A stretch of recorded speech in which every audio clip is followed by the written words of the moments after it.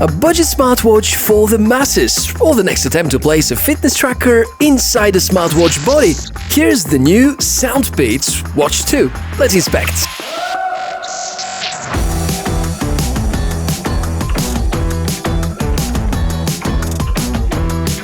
Hi, welcome here, nice to meet you, Michael. What we do here is inspect fresh and cool tech and show you their real-life performance, because sometimes kind of varies from what the technical specifications are providing, which was kind of the case with the units I'm trying out this week, called the Soundpeats Watch 2, which is this wearable. Wow, exactly 12 o'clock, pretty nice. So this unit has been around 10 days on my wrist, and honestly, I'm pretty happy that now I can jump to the next device to try out, and I'll tell you about this experience in this episode.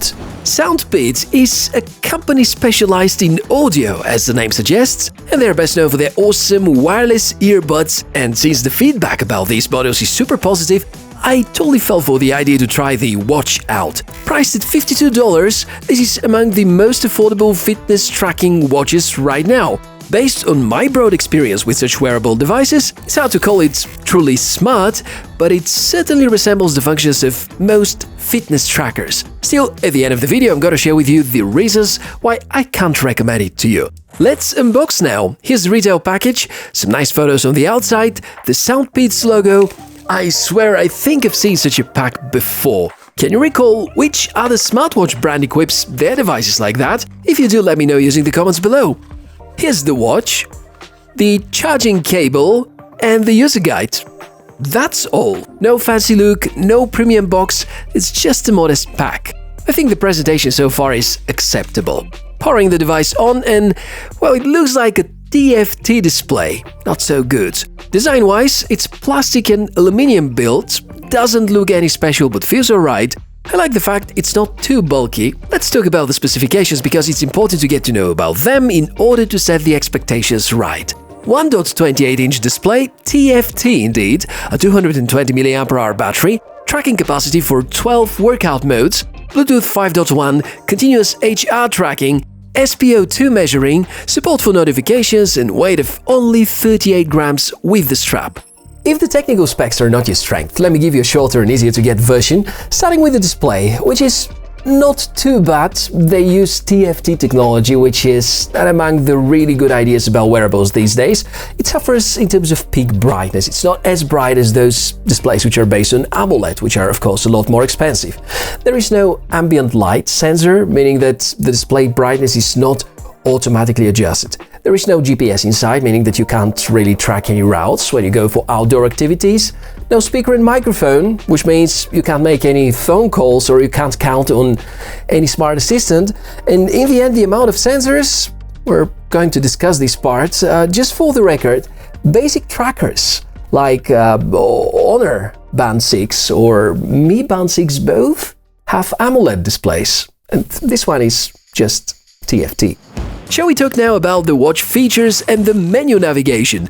The single button on the side is almost useless. Single press is turning the screen on and off, and that's it. Long press in order to get to the power on and off function. Swipe right, this opens the breathing exercise and then the rest of the cards. I somehow relate these breathing activities to closed eyes, however, no speaker here, so you have to look at the watch all the time. Swiping right once again, and here are some more cards. Here, it doesn't matter whether you go left or right, the cards are all the same, just different order. Swipe down for the quick toggles, swipe up, and here are all the apps. Not that there are too many, we have the standard apps for such a basic tracker. Different stats for workouts, the sleep records, HR tracking, SpO2. There are some extra apps grouped under the More string, and the settings in the end. But quite many features are missing. For instance, there's a lack of a basic alarm feature inside the watch, there is no internal storage, therefore the music feature can only control whatever is playing music on your smartphone. Software-wise, it is unimpressive, and all these features were present with the Mi Band 5 released 2 years ago. Now, the sensor's accuracy. Very weird behavior by the HR sensor. I find it very inaccurate. During workout, it has pretty much flat rates, not exceeding 130 beats per minute. Since I often practice football, I know that my pulse varies between 100 and 180 beats per minute depending on the load. So that's been a fiasco.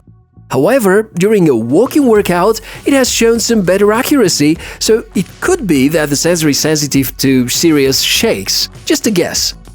SpO2 measuring is, I don't know, not great either.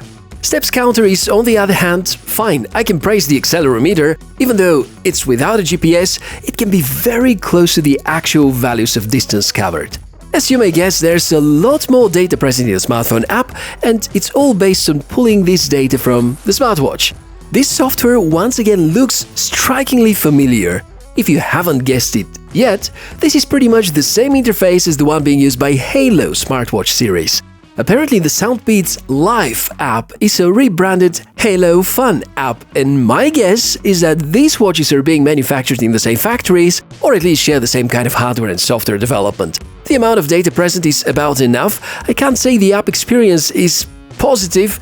I tend to not enjoy it because, unlike other apps for wearable devices, this one requires location services even for the most basic tasks.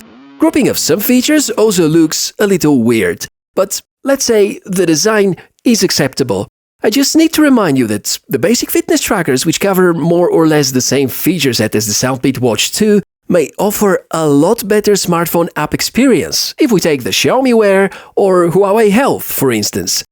Furthermore, if you want to count on GPS tracking, you gotta use shared GPS signal from your smartphone, and in order this to be accurately working, you need to set the app to have uninterrupted access to the GPS, so access to location services all the time, which I don't feel very comfortable with. As for battery life, given the fact it has TFT display, which is supposed to be power efficient, it doesn't have always on mode, and it's rather basic. I was expecting a lot better battery endurance, but with the screen set to 15 seconds timeouts at brightness level 3, and occasional sports and regular usage with some notifications per day, and just the regular covering the heart rate tracking and sleep tracking, I was barely reaching 5 days. So if I may put all of these drawbacks into one single list: the TFT display, no speaker and microphone, no NFC and GPS, no smart assistant, very basic operating system, no always on mode, only 12 tracked sports, pretty entry-level smartphone app, it really makes you wonder whether this device is worth the money you spent. So in the end, this watch is, in my opinion, rather unimpressive. It's more or less a rebranded Halo Solar with slightly different outlook, but the same amount of hardware and firmware features and pretty much identical smartphone app experience. So, kind of weird. It costs on top $15 more than what the Halo Solar costs, and putting it above the $50 threshold, it's hard for me to justify it over most fitness trackers like Mi Band 6, Honor Band 6, Huawei Band 6, even the Mi Bro Air. I think they offer better price to quality ratio. But of course you can believe otherwise, and if of course your opinion is different to mine, please comment below why, and why did you decide to choose the Soundpeats Watch 2. And I truly hope that this episode has been helpful. You got to learn something new. Of course, if you have more questions, feel free to ask down below in the comments. And a link to the product and all the gear I've shown throughout the episode is, as usual, linked in the video description. Thank you a lot for being around. Make sure to stay tuned for more cool tech inspections. I'm Michael, and wishes for a fantastic day. Bye!